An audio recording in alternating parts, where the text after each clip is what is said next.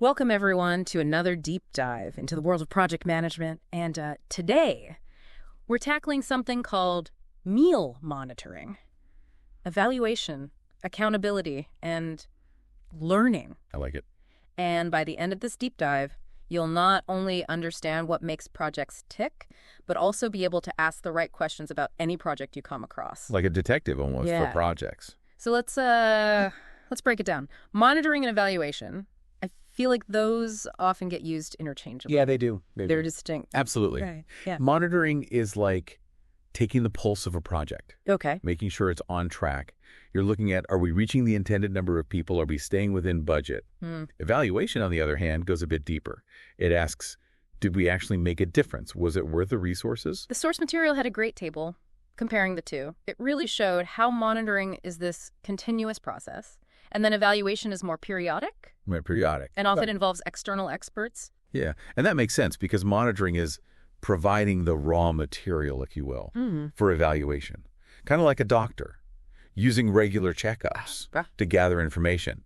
That informs a deeper diagnosis. So they work together then. Absolutely hand in hand. Monitoring feeds into evaluation, and then evaluation can then lead to adjustments in how we monitor. Exactly. Okay, so I've got monitoring, we've got evaluation, where do accountability and learning fit into all this? Well, accountability is about demonstrating responsibility. Okay. Using data to show that the project is using resources effectively and achieving those results.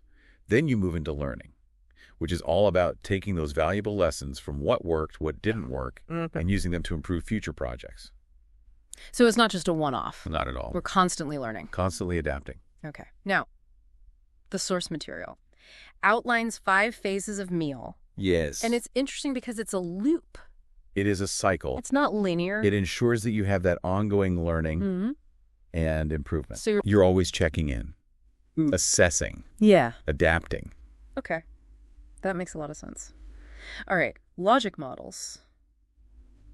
Ah, yes. The backbone. Yeah. The roadmap of a project. They visually map out how it should work, connecting activities to intended outcomes. Now, there are different types. Okay. But we'll focus on theory of change, TOC, and the results framework, or RF. So theory of change, that's like the big picture document, right? Exactly. The grand vision. It defines those long-term goals. Yeah. The preconditions needed to reach them. And this is really important, the assumptions. Yeah, assumptions. Yeah, you have to consider those factors outside the project's direct control that need to be true for the project to succeed. So even if the project team is willing, doing everything perfectly, there are these external factors. These could really real? influence success. Absolutely. And then results framework. Okay. Seems a little bit more focus. It zooms in on the specific things that the project team is managing. Okay. Like in the Delta River IDP project. The TOC identified multiple areas needed to improve the lives of internally displaced persons. But the RF narrowed the scope to what unite us.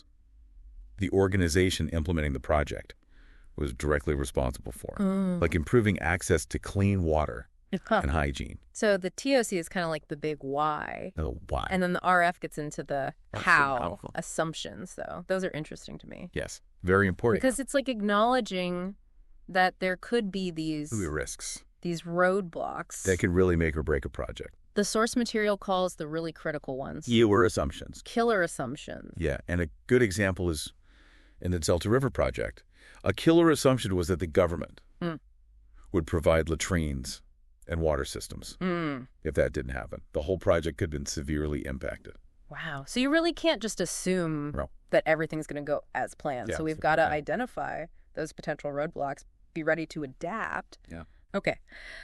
Let's get into measuring success. So how do we track progress? Well, that's where indicators come in. They're the measurable factors that tell us if we're on track. And to make sure we're using good indicators, we use the SMART acronym. Okay. Specific, measurable, achievable, relevant, and time-bound. So a good example from the Delta River project was, by year 3 of the project, 80% of IDPs demonstrate knowledge that hands need to be washed with soap.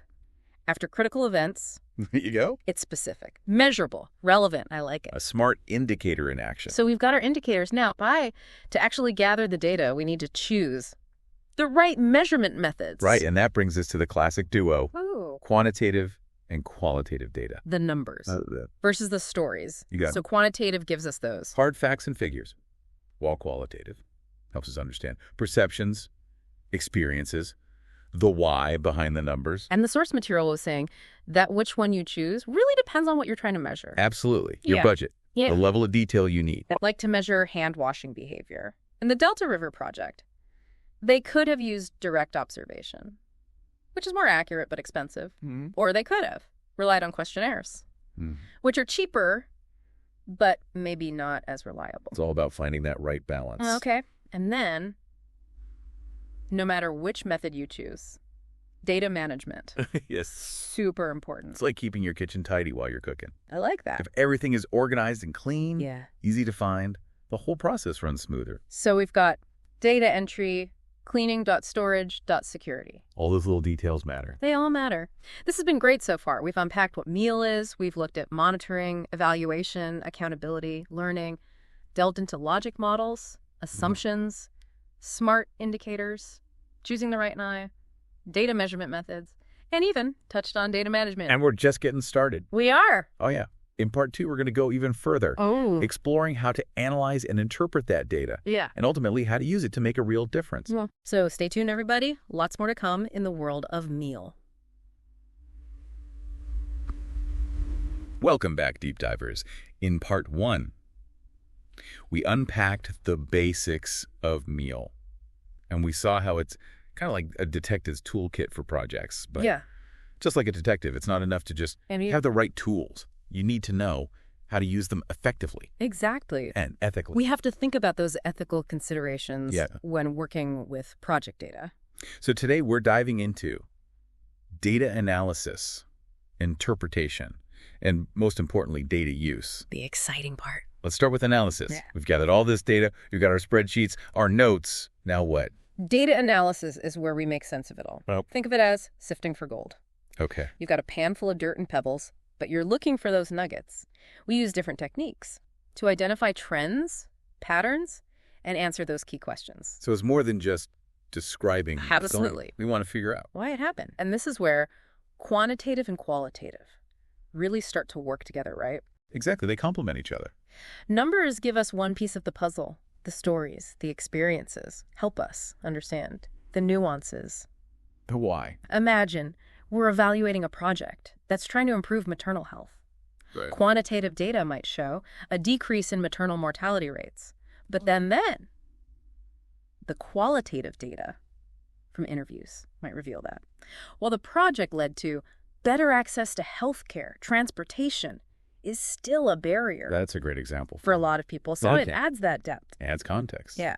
But analysis is just the first step.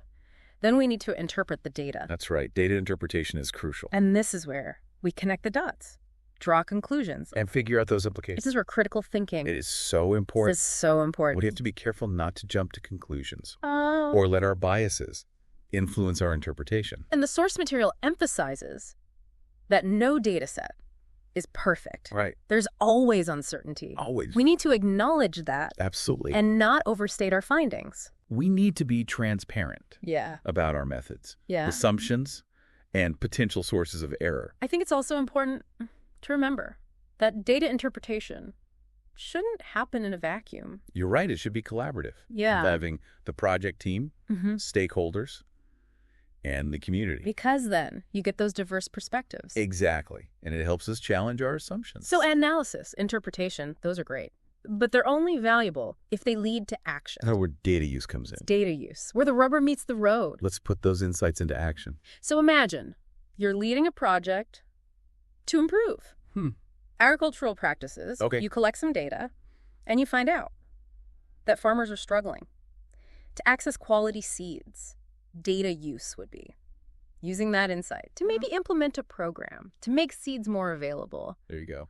Closing the loop Closing the loop. between learning and action. And this is where adaptive management is so important. Okay, adaptive management. Being flexible, responsive, willing to change course Based on the data. based on what the data is telling us. And the source material highlighted some key principles, like creating space for feedback, being data-driven, fostering a culture of innovation. That's all about learning Mm. and adapting. And data use isn't just about internal improvements. It's Yeah. about accountability, transparency. We need to show our stakeholders, our funders, that the project's making a difference. This is where progress reporting comes in. Exactly. And those reports should tell a compelling story. Not just charts and graphs. All right. Use visuals, Mm-hmm. narratives, Yeah. storytelling. So imagine you're presenting to donors about the Delta River project. Instead of just saying, hand washing practices improved, you show them a heat map Oh, I like it. that demonstrates how that increase correlates with a decrease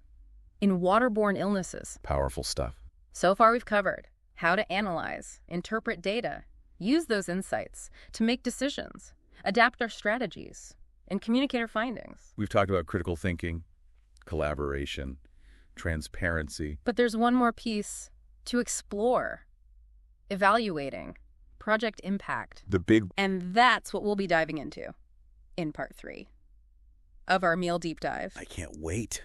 Stay tuned. Welcome back, deep divers. We've journeyed through the world of MEAL, learned how to monitor, evaluate, analyze, and use data to improve projects. But there's one final peak to conquer, Impact. the ultimate goal, Yeah. Did our project really make a difference? a lasting difference. It can feel like navigating a maze, though. Oh, it can be tricky. Isolating the effects of a project No. from real world. All those other factors. It really is like solving a mystery. You have to piece together those clues. Just like a detective needs a good framework, We need a strong theory of change the TOC, to guide our impact evaluation. because it helps us map out how we expect our project to create those changes. Exactly. Without it, it's like wandering around in the dark. You're lost. You don't know Mm. if you've arrived or how to get there. The TOC helps you identify those leverage points Okay. where your project can make the biggest difference. So when it comes to actually evaluating impact, what are some of the different approaches? Well, there are a few different types. Okay. You've got formative evaluations. Those happen early on. They help fine-tune the approach. Then there's process evaluations. Yes. Those focus on how well the project is being implemented. Are things running smoothly? Are we hitting any roadblocks? And then finally, we've got impact evaluations. The big one, Yeah. assessing the overall effectiveness. I like to think of it like different lenses. Well, that's a good way to put it. You know, formative evaluations are like using a magnifying glass Okay. to see those fine details early on. Process evaluations are like checking the engine of a car. Making sure everything's running smoothly. And impact evaluations are like taking that car for a test drive, I love it. see how it performs on the open road. But no matter what type of evaluation we're doing, there are some guiding principles, real. Absolutely. The source material highlighted, the OECD D-Day-C criteria, which It's are pretty widely used. for evaluating development projects. So we've got relevance, efficiency, effectiveness, impact, and sustainability. So starting with relevance. Relevance, making sure the project addresses the real needs Right. of the community. Are we solving the right problem? Then we've got efficiency, Using resources wisely. getting the most bang for your buck. Then there's effectiveness, Are we achieving those outcomes? the milestones, Impact? that long-term Yes, right. change, Are those positive changes going to stick around? even after the project funding ends. That's a really important one. It is. And I think it's also important to remember that evaluation, it's not about passing judgment. Yeah. It's about learning, Learning and improving. using those insights to do better next time. And being honest with ourselves. Yeah. About what worked, what didn't. It can't be just us. Oh, absolutely. Involving stakeholders is so important. Especially the community. Yeah. The source material mentions empowerment evaluation, where the community actually evaluates the project. Shifting that power dynamic. Yeah. And recognizing that the people closest often have the most valuable insights. Absolutely. Okay, so let's get practical. What are some questions we should ask when evaluating impact? Well, good place to start. Yeah. Did the project achieve its outcomes? Okay. Were those outcomes achieved efficiently?